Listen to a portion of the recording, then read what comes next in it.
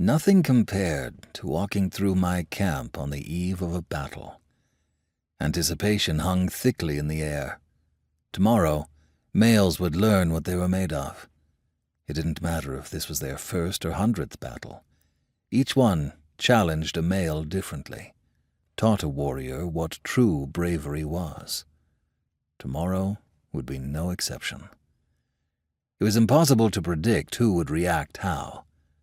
The youngling sitting by the campfire with the green tinge to his face, he might be the one saving the day with his bravery. And Forgor, the older woman who just smacked him upside the head, might be the one running. Not that I thought Forgor to be a runner, not for a moment, but I had seen it happen to others. The warriors seem in good spirits, Mirka, my second-in-command, observed. They know tomorrow's victory will be ours, I asserted. What is Fionbyr thinking, rebelling against our Cassar? Mirka shook his head. Many good males will die tomorrow, and for what? The greed in a male's heart is for him alone to know. I stated one of our proven proverbs, but agreed with Mirka. Many males would uselessly die tomorrow. They wouldn't die to defend Thyre from the threat of Udruns from the inland or Vandals from the sea. Nick, they would die fighting for their warlord's greed to become Cassar, a title Fionbyr had no claim to. And yet, he dared challenge Cassar Grick. He had sowed unrest in his domain and his neighbors by claiming his mother was a descendant of the great Cassar Damaris, a claim he could not support with anything other than the dying words of an old lady whose mind had been addled by fever.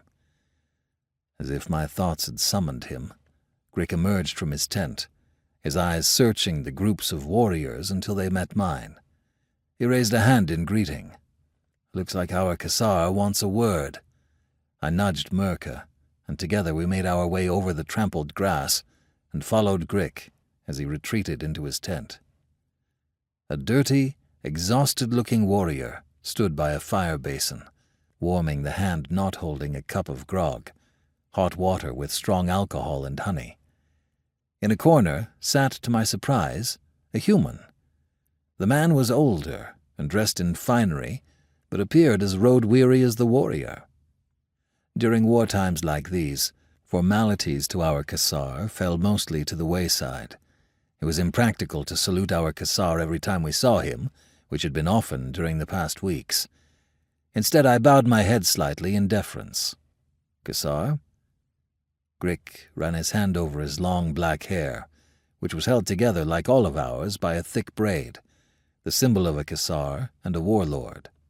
This scout just brought dire news, Grick explained, waving his hand between the Thyre warrior and the human. I inclined my head, indicating I was listening, while my body tensed. News, especially dire news on the eve of a battle, was never a good sign.